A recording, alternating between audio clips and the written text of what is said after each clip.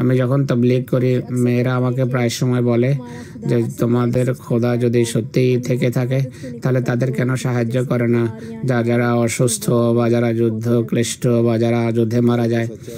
ধর্ম যদি সত্য হয় আল্লাহ কেন সাহায্য করে না? এরা কি ধর্মকে মানে? এরা খোদাকে মানে না। ঠিক আছে, তাদেরকে বলো যদি খোদা না থাকেন তাহলে মানুষ কি অসুস্থ হবে না? আল্লাহ তো বলেছেন যে ধর্ম সত্য। রাসূলুল্লাহ সাল্লাল্লাহু আলাইহি ওয়াসাল্লাম বলেছেন যে তোমাদের জ্বর বা যে সমস্ত অসুস্থতা রয়েছে এগুলো অনেক সময় পৃথিবীতে মানুষ যে পাপ করে সেই পাপের প্রায়শ্চিত্ত পরকালে যে শাস্তি পাওয়ার থাকে তা মানুষ এখানেই পেয়ে যায়। দীর্ঘ অসুস্থতার মাঝে মধ্য দিয়ে অতিবাহিত হতে অনেকে। এছাড়া আরও কিছু নিয়ম পৃথিবীতে কাজ করে। একটা হলো শরীয়তের আইন, আর এটা প্রকৃতির নিয়ম। এগুলো সমান্তরালে চলে। তুফান আসে কোনো সময় বা কিছু রোগ ব্যাধি বা মহামারীর প্রাদুর্ভাব ঘটে, নেক মানুষও মারা যায় তাতে, পাপীরাও পাপাচারীরাও মারা যায়।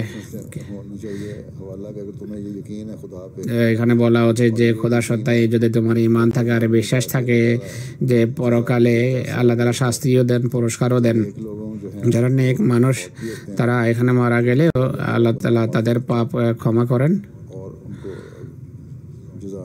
তারা পুরস্কার পায়। যারা আল্লাহ তাআলাকে মানে না তাদের জন্য আমাদের দৃষ্টিভঙ্গি হলো যে তারা শাস্তি পায়। বাকি খোদা কাউকে ক্ষমা করবেন সেটি আল্লাহর উপর নির্ভর করে, তার রহমতের উপর। তিনি জানেন কে শাস্তি পাবে কে ক্ষমা পাবে। এছাড়া এমন সময়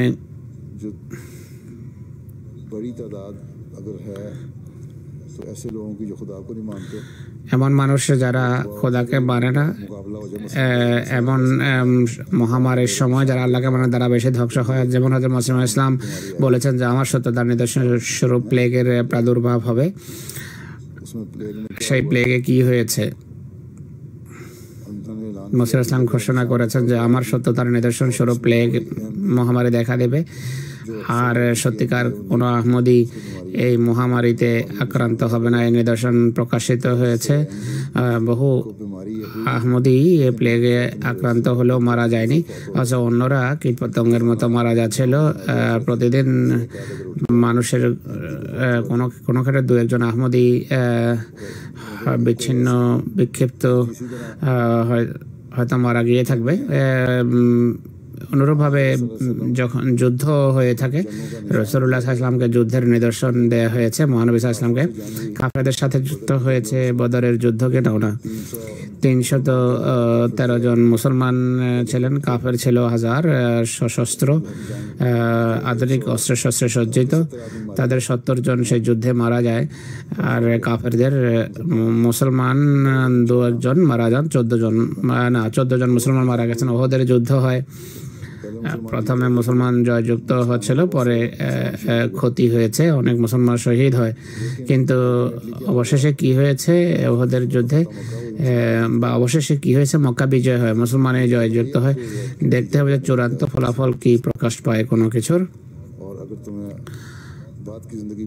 পরকালের পারলৌকিক জীবনে যদি বিশ্বাস থাকে তাহলে আমরা এই কথার উপর প্রতিষ্ঠিত যে অনেক সময় দুর্ঘটনার ফলেও যারা মারা যায়, রাসূলুল্লাহ বলেছেন তারা শহীদের মৃত্যু হয়ে থাকে তাদের। এমন মানুষকে আল্লাহ তাআলা পরকালে পুরস্কার দিয়ে থাকেন।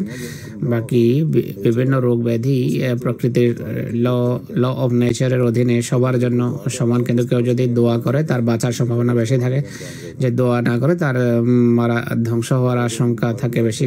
আর কোনো নেক মানুষ মারা গেলেও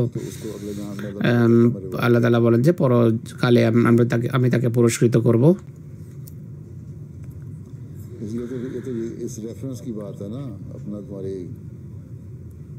तुम अगर मानती नहीं अगले जहान को तो उसको क्या समझाओगे? কেউ যদি পরকাল না মানে তাকে কে বোঝাবে? এটি শুধু তাকে বোঝানো সম্ভব যে পরকালে বিশ্বাসী। বলো যে পরকালে যখন যাব, যখন দেখা হবে তখন বলবো যে আসল সত্য কি।